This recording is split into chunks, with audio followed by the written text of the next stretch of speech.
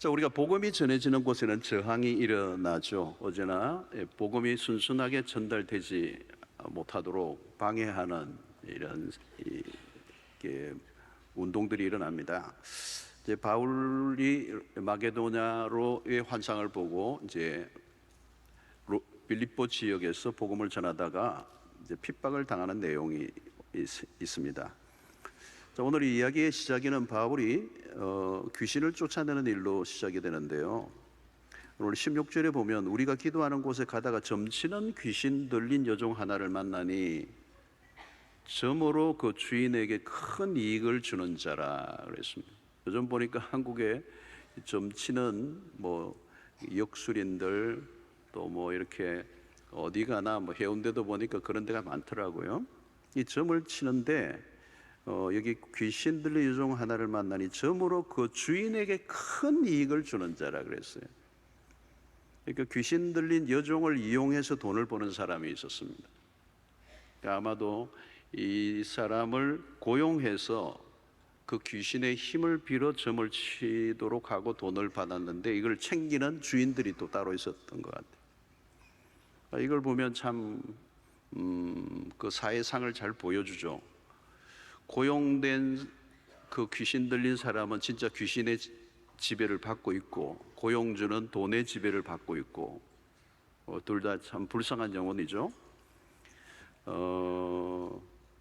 귀신 들린 여자아이가 이제 바울 일행에 대해서 이제 어떤 행동을 합니까? 17절에 보니까 그가 바울과 우리를 따라와 소리를 질러 이르되 이 사람들은 지극히 높은 하나님의 종으로서 구원의 길을 너희에게 전하는 자라 하며 그랬어요. 그러니까 이 귀신이 바울 일행을 보고 뭔가 알고 하는 소리예요. 종종 우리 그런 얘기 하잖아요. 귀신같이 안 해? 지금 귀신같이 알고 지금 하는 말이에요. 귀신도 하나님 알아보잖아요. 그리고 이제 여러분 무당들이 점을 치는데 두 종류가 있죠. 한 종류는 귀신 들린 무당입니다. 신내림을 받은 무당이 있어요. 귀신이죠, 귀신. 또 하나는 학선무당, 그런 이제 배운 거죠. 신내림이 아니고 자기가 배워서 이제 때로는 세습을 받아서 이제 무당 역할을 하는 점을 치는 사람이 있습니다. 오늘 본문에 여기는 귀신 들린 여종이에요. 바울과 실라를 보는 순간, 이 사람은 지극히 높은 하나님의 종들이고 처음 보는데 구원의 길을 전하는 사람이다. 용한 점쟁이입니다. 우리 얼마 안 됐습니다. 우리 교회도 이 점쟁이에게 갔다가 우리 교회 등록하신 분이 계세요. 점쟁이를 찾아갔는데 당신 예수 믿어야 산다고 그러더래요. 교회를 다녀라. 어느 교회라는 얘기 아닌데 교회를 다녀라. 이제 그 말을 듣는데 그 점쟁이의 말에 믿음이 확 가더라는 거예요. 다 정리하고 우리 교회로 오셨어요. 진짜. 본래는 이제 절을 다니셨어요. 우리 한국에 절을 다니시는 분이 무당 이게 다 섞여 있는 분들이 많잖아요.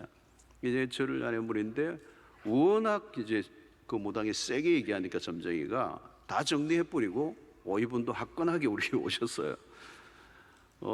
그리고 이제 불교 용품이라는 게 아주 새 건데 비싸게 구입을 했는데 최근에 이 일이 일어난 거예요. 이거 아까워서 한 번도 안 쓴 거 그래가지고 다시 저 절에 가서 이제 스님에게 돌려주었다고 그래요. 내가 안 쓴 거라고. 근데 그분 등록 카드에 인도자를 누구로 썼는가 궁금해지더라고요. 점쟁이라고 할 수도 없고 무슨 총각도사도 아니고. 여러분, 이 귀신 들린 사람이 점을 치고 그 귀신의 힘을 빌어서 이제 먹고 사는 이제 이런 사회가 그 사회였습니다. 자, 그런데 18절에 이같이 여러 날을 하는지라 바울이 심히 괴로워하여 돌이켜 그 귀신에게 이르되 예수 그리스도 이름으로 내가 내게 명하노니 그에게서 나오라니 귀신이 적시 나오니라. 그러니까 바울 일행을 자꾸 이제 전도를 하니까 방해를 이제 하니까 바울이 이제 참다가 예수 그리스도의 이름으로 귀신을 쫓아내 버린 거죠. 자, 이것은 사실 그 귀신 들린 사람에게는 좋은 일입니다. 귀신이 나가고 정상인이 됐으니까. 근데 문제는 뭐가 문제냐면 이 귀신 들린 여종을 통해서 돈을 벌던 사람들, 주인들, 수입원이 끊긴 겁니다. 이 사람들은 이 사람을 이용해서 돈을 버는 게 목적인데 귀신을 쫓아버렸으니까, 귀신이 나갔으니까 점을 못 치잖아요. 그러니까 영업 방해가 된 거예요. 이 사람에게는, 이 지금 귀신 들린 사람을 이용해서 돈을 버는 사람들은 뭐 인간 회복 치유 이런 데는 관심이 없습니다. 돈을 벌고 살아야 되는데 내 돈 내놔라는 거예요. 업주들이 화가 났어요. 아마 업주 연합회가 있는지 모르겠지만 이제 막 데모가 일어난 거예요. 19절의 말씀이 그거죠. 여종의 주인들은 자기 수익의 소망이 끊어진 것을 보고 바울과 실라를 붙잡아 장터로 관리들에게 끌어갔다가 그랬어요. 고소한 거죠. 고소 내용이 뭡니까? 20절 21절에 상관들 앞에 데리고 가서 말하되, 이 사람들이 유대인들인데 우리 성을 심히 요란하게 하여 로마 사람인 우리가 받지도 못하고 행하지도 못할 풍속을 전한다 하거늘. 성을 요란하게 하고 풍속을 어지럽게 했다는 겁니다. 사실 고소 내용이 정확한 게 아닙니다. 요란하게 한 적 없습니다. 오히려 요란하게 한 사람들은 귀신의 힘을 빌어서 돈을 벌고 있는 이 사람들이 요란한 거고, 세상의 풍속을 어지럽히는 자들이죠. 바울이 전한 복음은 사람을, 혼란한 세상을 정상으로 돌려놓는 일입니다. 그런데 시비를 걸고 있는 이유는 돈벌이를 막았다는 거겠죠. 결국 바울과 실라는 매를 실컷 맞고 감옥에 들어갑니다. 아주 심히 맞았다고 그랬어요. 많이 맞았어요. 그리고 감옥에 들어갑니다. 그 죄가 제목이 안 됩니다. 22절 23절이요. 무리가 일제히 일어나 고발하니 상관들이 옷을 찢어 벗기고 매로 치라 하여 많이 친 후에 옥에 가두고 간수에게 명하여 든든히 지키라 하니. 자, 이런 뭔가 이상합니다. 여기는 이제 업주들과 그 사이의 업주들, 그걸로 돈을 벌고 있는 그 업주들과 관리들의 불법적 결탁이 있었을 것으로 충분히 이제 상황을 이해할 수 있습니다. 그래서 바울과 실라를 범죄자로 몰아넣어서 심하게 때리고 감옥에 집어넣었어요. 이 악이 얼마나 구조적이고 또 조직적으로 움직이고 있는가 하는 그 시대적 상황을 잘 보여주고 있습니다. 자, 바울과 실라는 감옥 안에 들어갔습니다. 많이 맞았습니다. 자, 그런데 오늘 25절에 특이한 모습이 나오죠. 한밤중에 바울과 실라가 기도하고 하나님을 찬송하며 죄수들이 듣더라 그랬습니다. 깊은 밤입니다. 바울과 실라가 기도하고 하나님을 찬송했다. 뭐 하나님 찬송하고 기도하는 건 당연한 일이죠. 그런데 감옥 안에서 이 찬송을 하고 기도했다는 건 좀 특이한 일이죠. 여기가 무슨 뭐 콘서트장도 아니고 어떤 그런 곳이 아닌데 노래 소리가 감옥 속에서 들린 거죠. 불렀다는 거죠. 자, 그런데 오늘 이 본문에 보면 바울과 실라의 찬송 소리를 죄인들이 들었다는 것. 바울과 실라가 기도 하나님을 찬송하며 죄인들이 듣더라고, 듣더라. 그걸 이제 이게 누가가 이 사건을 목격하면서 잘 기록하고 있는 스냅 사진처럼 하나의 그 지나갈 수도 있는 상황을 딱 찍은 겁니다. 죄수들이 듣고 있는 거예요. 무엇을? 찬송 소리를 듣고 있다. 자, 이것은 사실 특이한 경험이겠죠. 왜냐하면 감옥 안에서 죄수들이 얻어맞고 밤중에 뭐 막 욕을 하든지 저주를 쏟아내든지 뭐 그러면 그게 일반적인데 노래를 부르는 거죠. 노래를 부르는. 이 노래가 좀 무슨 노래냐 듣더라는 거죠. 아마 죄수들 가운데는 이게 감옥에 들어오고 많이 맞았으니까 멘탈이 나갔는 모양이다. 실성했는가 보다. 근데 뭔가 다른 노래. 억울함에서 터져 나오는 노래가 있겠죠, 그죠? 그런 노래가 아니라는 거죠. 엉어리진 가슴에서 나온 그런 노래가 아니고 뭔가 고요한 그 영혼에서 나오는 그 소리. 어둡지 않은 감옥 안을 쫙 감싸고 도는, 들었다 그런 거죠. 자, 여러분 이 상황 속에서 무슨 일이 났습니까? 26절에 돌발적인 상황이 하나 벌어져. 이에 갑자기 큰 지진이 나서 옥터가 움직이고 문이 곧 다 열리며 모든 사람의 매인 것이 다 벗어진지라. 기적이 일어났어요. 자, 바울과 실라의 찬송과 기도 때문일까요? 알 수는 없어 아직. 그 좌우지간 기적이 일어났습니다. 감옥에 갇혀 있던 죄수들의 쇠고랑이 다 벗겨지고 감옥 문이 열려버린 거예요. 이것은 기적이요, 하나님이 행하신 일이 분명합니다. 활짝 열려버린 거죠. 여러분, 이 감옥이 열렸다는 것은 그냥 일어날 수 있는 일이 아닙니다. 그리고 든든히 지키겠다. 이 든든히 지키겠다는 말의 의미는 뭐냐면, 이 감옥은 로마의 권력이 통치하고 있는 곳이라는 거죠.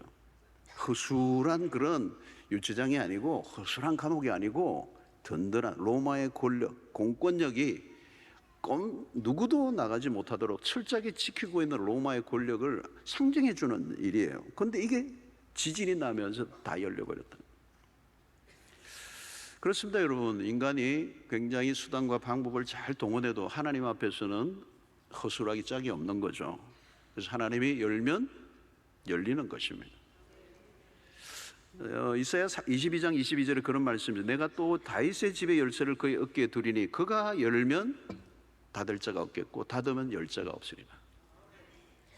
여러분들의 생애 가운데 그런 일이 있기를 축원합니다. 감옥 문이 활짝 열린 거예요. 지키고 있던 간수가 깜짝 놀랍니다. 비상사태예요. 죄수들이 감옥에 남아 있을 리가 없잖아요. 그러면 자기는 죽은 거예요. 그래서 27절에 보니까 간수가 자다가 깨어 옥문들이 열린 것을 보고 죄수들이 도망한 줄 생각하고 칼을 빼어 자결하거늘 그랬어요. 간수는 지금 상황을 보니까 큰일 난 거죠. 탈주범들이 다 죄수들이 탈주를 해버렸어요. 이게 문책을 받는데 틀림없이 자기는 사형감이에요. 그러니까 남에게 죽기보다 내가 죽는 게 낫겠다 해서 자기를 하려고 하는 거예요. 차라리 내가 죽자. 자, 여러분, 이 간수는 갑작스러운 상황 앞에 그가 선택한 게 뭐냐면 자결입니다. 자결. 인생이 얼마나 처절합니까? 조금 전까지만 해도 이런 일이 일어날 줄 몰랐습니다. 그런데 이런 상황 앞에 절박한 상황에 부딪히니까 이 간수가 선택한 것에 땅부리에 떠오르는 건 죽는 길밖에 없는 거예요. 여러분, 이것은 어쩌면 그 시대적 상황을 표현할 수도 있어요. 왜냐하면 압박감, 그 간수가 죄수를 지키는 역할을 하는데 실수를 했을 때의 감봉, 우리도 이제 직장이나 그런 데 있잖아요. 어떤 내가 업무적 과실을 행했을 때 감봉을 한다든가 그 정도가 아니고, 감봉했다면 이 사람이 이렇게 자결하려고는 하지 않았을 거예요. 죽으려고 했던 것은 그 정도에 상응하는 처벌을 받을 수밖에 없는 상황에 있었기 때문에 지금 그런 일이 나는 거예요. 난 죽는 게 낫다. 성도 여러분, 우리의 인생 가운데 죽음 외에 다른 선택이 보이지 않는 상황, 이 간수가 지금 그렇게 내몰린 거잖아요. 오늘 우리 시대에도 극단적 어떤 어려움의 상황에서 극단적 선택을 하는 분들이 많아요. 내몰리면. 우리 인생이 사실은 굉장히 평소에는 괜찮아 보이는데 삶과 죽음의 거리가 멀지 않은 거죠, 이것이. 이분도 자기를 했으면 끝난 거잖아요, 사건이. 우리의 삶이, 죽음과 삶이 굉장히 종이 한 장이에요. 지금 이 감옥 문이 열리고 죄수들이 도망갔을 것 같은 자기 생각이, 그 생각, 지금 완전 확인이 끝난 것도 아니에요. 그런데 그런 자기의 생각에 몰두하면서 이건 죽어야 된다, 내가 이제 죽을 일밖에 없다, 이래서 자기를 하려고 한 거잖아요. 그렇습니다. 여러분, 우리 인생에 어떤 한순간에는 죽음이라고 하는 선택 외에는 다른 길이 보이지 않는 그런 인생의 막다른 골목에 처할 때는 이런 상황은 누구에게나 올 수 있는 거잖아요. 자, 그 순간에 바울이 이제 나타나요. 제수죠. 제수인데 28절에 바울이 크게 소리질러 이르되 내 몸을 상하지 말라. 우리가 다 여기 있노라. 우리가 여기 있다. 걱정하지 마라. 도망가지 않았다. 아니, 도망 안 갈 거다. 여러분, 여기에서도 참 놀라운 거죠. 바울이 이런 상황 속에서 복음을 전하다가 감옥에 갔잖아요. 하나님을 일을 하다가 감옥에 갔잖아요. 그런데 얻어맞고 말이죠. 억울하죠. 그런 상황에 있는데 감옥이 쫙 열린 거잖아요. 그러면 어떻게 해야 돼요, 여러분? 할렐루야 하고 가야죠. 어디로? 하나님이 그래, 내가 복음을 위해 살았더니 역사하시네. 만약에 이 감옥문이 열리는 것이 하나님이 주신 기회라고 받아들이고 탈주를 해버렸다면 오늘의 얘기는 또 다른 쪽으로 흘러갔을 거예요. 일단 바울과 실라가 이 감옥문이 열렸을 때 그냥 도망을 쳐버렸다면 딱 한 사람은 죽어야 돼요. 간수는 비운의 죽음으로 끝났을 거예요. 여러분, 우리가 성급한 간증을 할 때가 많습니다. 우리에게 일어난 많은 일들을 자기중심적으로 자꾸 해석하려고 하는 거죠. 감옥문이 열리는 기적에 들떠 있을 수 있습니다. 왜 바울과 실라는 감옥문이 열렸습니다. 도망가지 않고 있느냐는 거죠. 빨리 간수들이 보기 전에 도망을 가야 돼요. 그런데 여러분, 바울과 실라에게는 감옥에 있느냐 없느냐는 큰 의미가 없어 보여요. 그 첫 번째 모습이 감옥 안에서 찬송하고 기도하는 모습입니다. 그들은 감옥 안에 갇혀 있는 사람, 몸은 갇혀 있지만 영은, 마음은 갇혀 있지 않아요. 여러분, 갇혀 있지 않는데도 갇힌 자로 살아가는 사람이 굉장히 많아요, 세상에는. 스스로 감옥을 만들어서 아무도 그를 억압하지 않는데, 강요하지 않는데 스스로 묶여 살아가는, 자기가 감옥을 만들어 살아가는 사람들이 많아요. 그런데 바울과 실라는 자기 감옥 안에 있지만 갇힌 자가 아니에요. 그들이 찬송하는데 그 찬송은 감옥 천장을 뚫고 지나가서 하늘을 향하고 있는 거거든요. 그러니까 감옥을 천국으로 바꾸는 거죠. 여러분, 감옥도 천국으로 바꿀 수 있습니다. 높은 산이 거친 들이 초막이나 궁궐이나 내 주 예수 모신 곳이 그 어디나 하늘나라.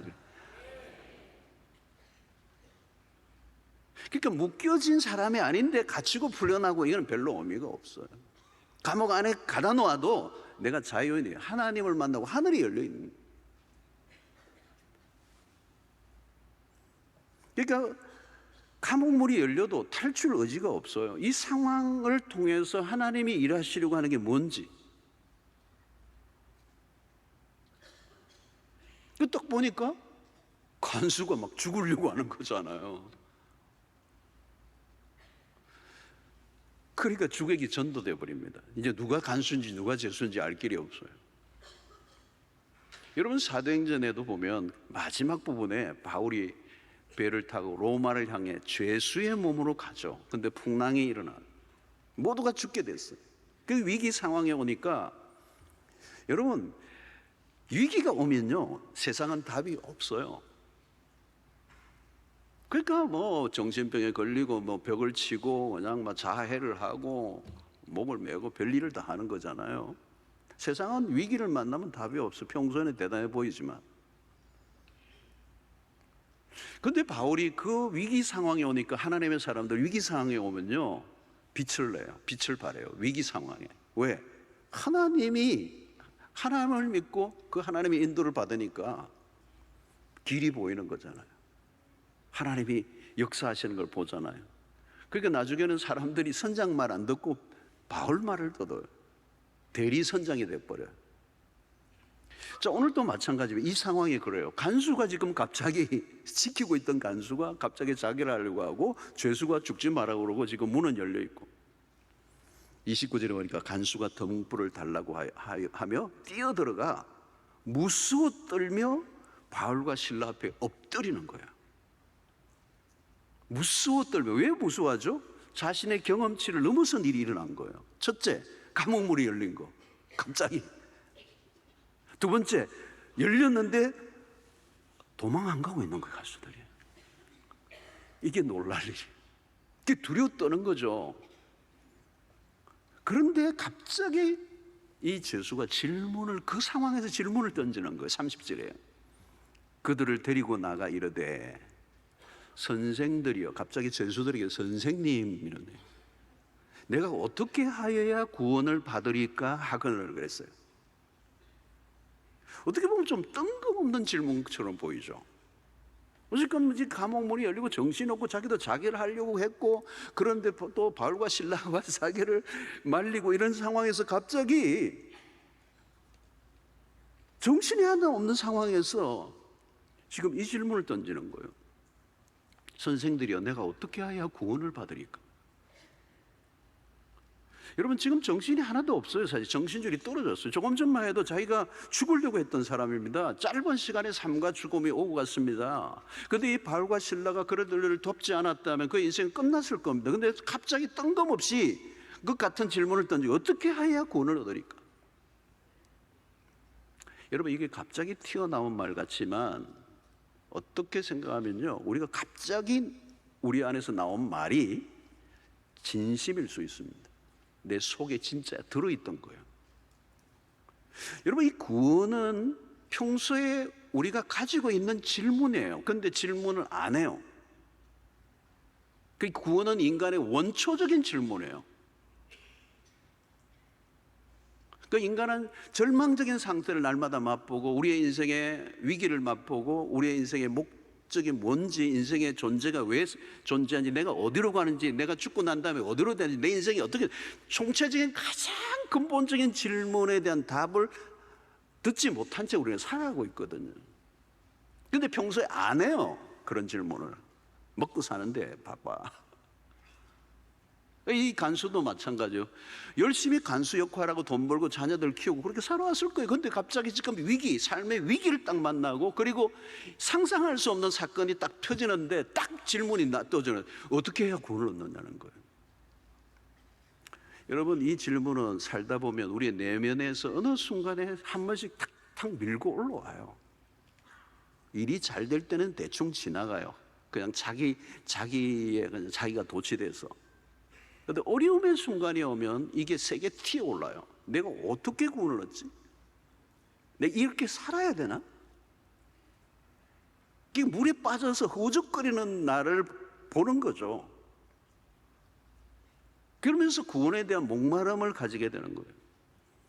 그런데 이 질문이 있으면서도 불구하고 구원을 어떻게 받지? 구원이 뭐지? 내 인생이 이렇게 살아도 돼? 이거 망한 거 아니야? 이렇게 생각하는데, 그런 궁극적인 질문에 답을 해줄 만한 사람이 없기 때문에 누구에게도 질문 안 하는 거예요.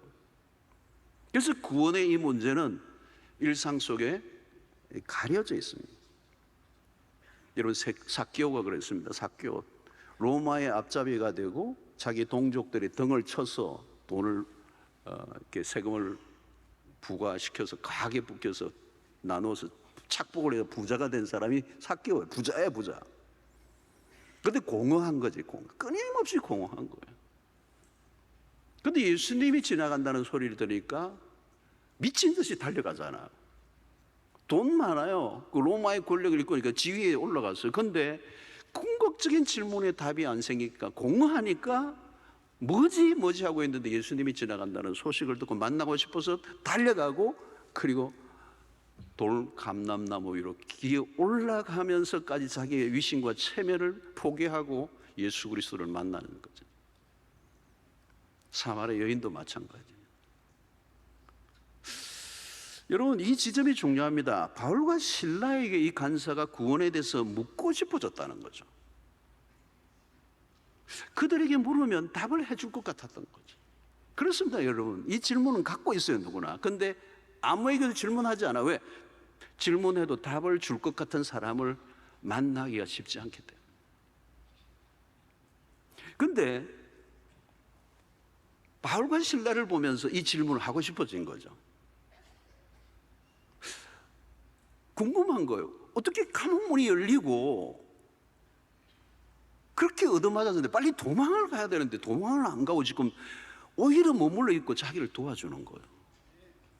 이 다른 사람이잖아요. 나와 다르게 사는, 내가 일반적으로 봐왔던 삶을 살아가는 사람이 아닌 거죠. 이 바울과 실라를 보니까 나와 다른 것 같다는 거예요. 도대체 당신의 그 삶의 비밀이 뭐냐? 생명의 위협이 있고 이런 감옥에 갇힐 수 있는데 빨리 도망을 그 기적이 일어나면 도망가요. 그게 기회인데, 찬스인데 왜 안 가냐는 거죠. 도대체 당신이 그러면 은하드 레벨에, 은하드 클래스의 삶에 뭐가 있는 것 같은데 어떻게 하면 나도 그렇게 살 수 있느냐, 이 질문이. 궁금증이 생긴 거예요. 바울과 실라가 감옥에서 안 나가니까, 도망 안 가니까 궁금증이 생긴 거예요. 어떻게 당신은 매를 맞고 감옥 안에서 그 심야에 저주를 쏟아내지 않고 욕하지 않고 찬송 노래를 부르냐는. 근데 들어보니까 트로트는 아닌 것 같은데 뭐 이런 거죠. 뭔가 영혼을 흔드는 노래더라는 거죠. 그렇다고 여러분 그것으로 끝나는 게 아니라 감옥문이 열렸는데 도망 안 간다. 도대체는 왜 안 갔느냐는 거. 왜 죽으려고 하는 나를 도왔느냐는 거죠. 당신이 있어 내가 산 건데 어떻게 당신이 이럴 수 있느냐는 겁니다. 이 질문은 어떻게 하여 구원을 얻을 수 있습니까? 라고 하는 이 질문은 묻고 싶은 거죠. 사랑하는 성도들, 오늘도 우리 주변에 그렇습니다. 많은 사람들이 구원에 대해서 묻고 싶습니다. 나 사는 거 지금 살지만 나 이렇게 사는 거 내가 원치 않는데 살아갈 수밖에 없거든. 근데 이런 삶 말고 말이야,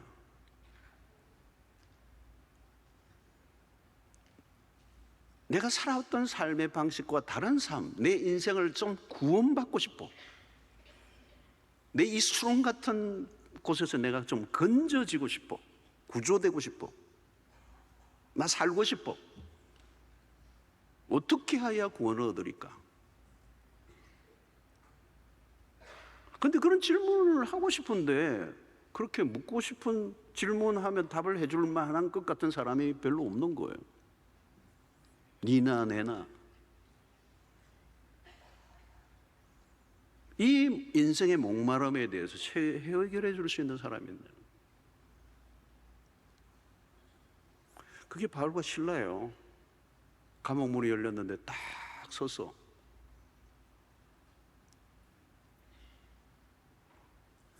베드로전서 1장 15절에 너희 마음에 그리스도를 주로 삼아 거룩하게 하고 너희 속에 있는 소망에 관한 이유를 묻는 자들에게는 대답할 것을 항상 준비하되 온유와 두려움으로 하고.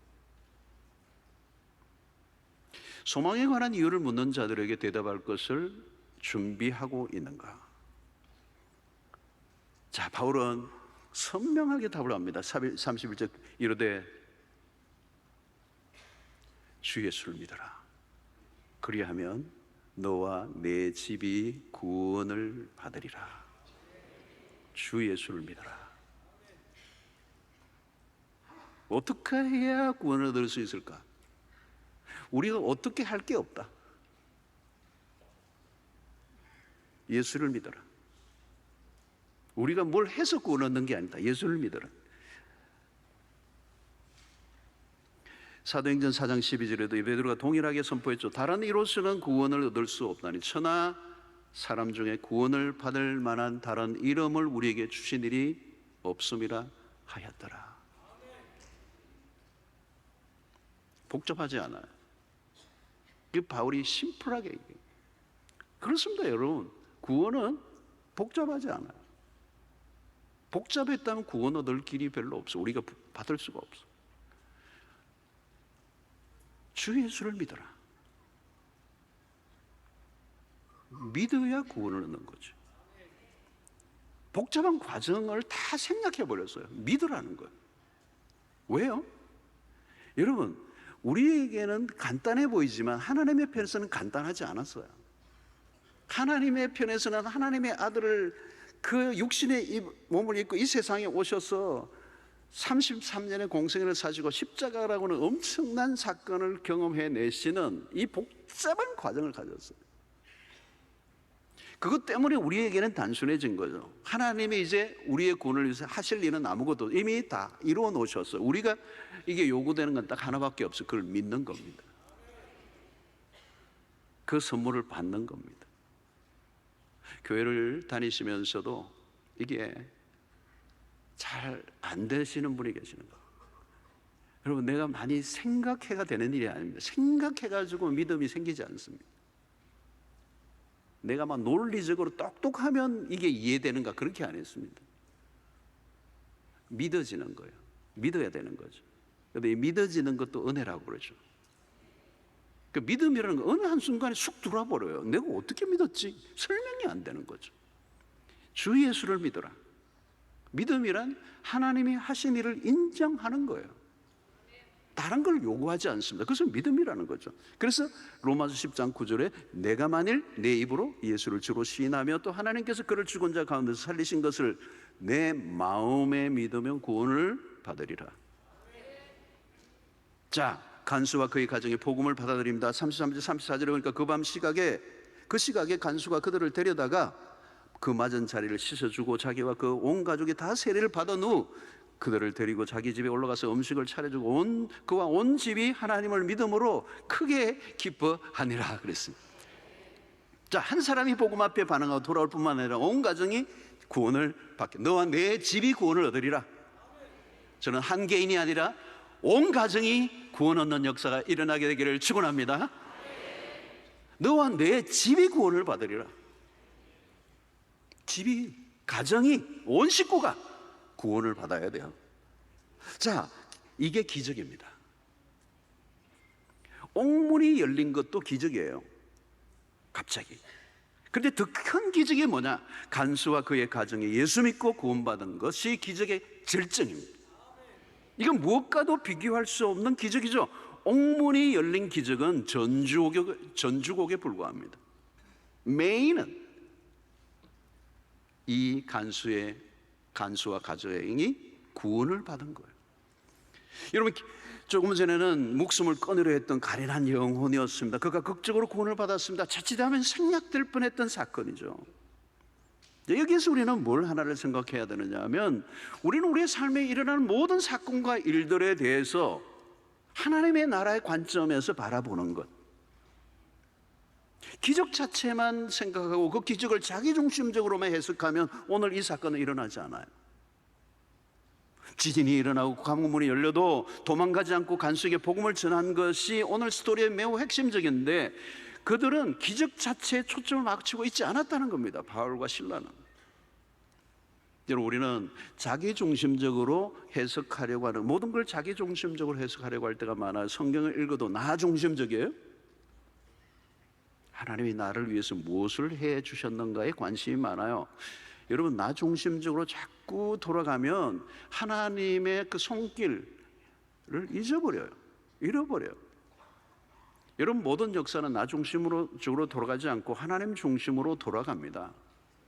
나에게 역사하신 하나님에 대한 간정하는 거 좋습니다. 나의 간정. 그러나 그런 간정들이 자기 중심적으로 흐르기가 쉬워요. 여러분, 간정 정말 조심스러워요. 내가 하나님을 위해 살았더니 이런 기적이 일어났네요. 네, 그런 기적이 일어날 수 있습니다. 그러나 그 기적의 초점은 내가 아니고 하나님의 나라요, 구원의 역사요, 하나님의 섭리와 하나님의 뜻이 무엇인지를 물어야 된다는 거죠. 우리에게 일어난 기적 자체가 초점이 아닙니다. 그 목적이 무엇인가에 초점을 맞춰야 된다는 거죠. 그래서 여러분, 오병이어 사건의 사람들은 시선을 집중하죠. 예수님을 구원자로 보지 못하고 기적을 행하는 능력자로 보았습니다. 그것은 빗나간 시선입니다. 온 세상을 떠들썩하게 할 만한 대단한 사건이 일어난다 해도 우리가 흥분할 이유가 없는 것은 그것은 그냥 사건이면 그냥 사건으로 끝나면 그건 아무것도 아닌 거예요. 그냥 해프네요.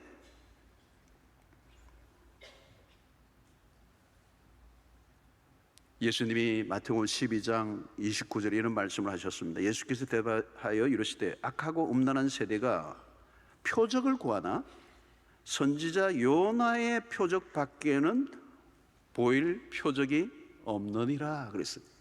이게 무슨 말이에요, 여러분? 요나의 표적 밖에는 보일 게 없다는 거예요. 이 시대가 표적을 구한다. 사람들은 표적에 열광한다는, 기적에 열광을 한다는 거예요. 표적을 보여달라. 예수님에게도 표적을 보여달라.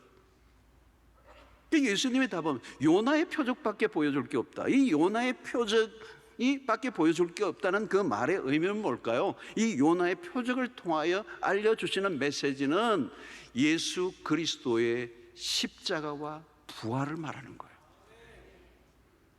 요나가 물고기 뱃속에 3일 동안 들어갔다가 나오는 그 사건들 속에서 예수 그리스도의 죽으심과 부활을 상징적으로 표현하고 있는 거예요.